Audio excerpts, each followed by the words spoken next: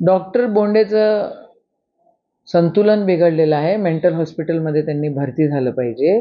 एखादा अडाणी माणूस बोलला तर आपण म्हणू तो अडाणी आहे, हा तर डॉक्टर आहे, बेअक्कल आहे, मूर्ख माणूस आहे हा.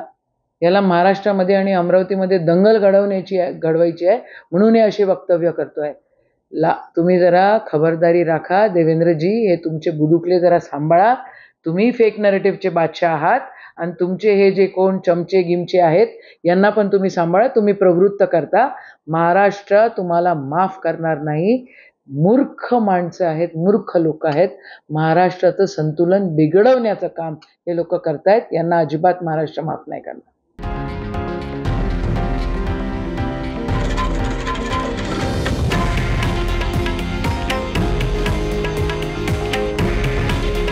हे आहे देशातील नंबर 1 न्यूज नेटवर्क आणि आपण पाहत आहात TV9 मराठी. काळजी तुमची, हित महाराष्ट्राचं.